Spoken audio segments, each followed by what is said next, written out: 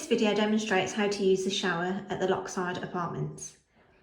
As you can see, there's a smaller shower head and a large rainfall style shower head.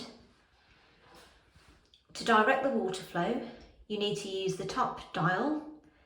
If you turn the dial clockwise to 3 o'clock, that will operate the handheld shower head only. If you continue to turn the top dial to 6 o'clock, this will operate both the handheld shower head and the rainfall shower head.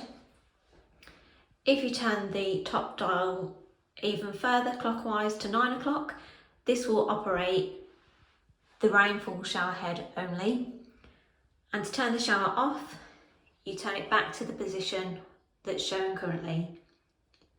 To adjust the temperature of the shower, you use the bottom dial. Turning the dial towards the left will increase the temperature, and turning the dial right will decrease the temperature. Thank you.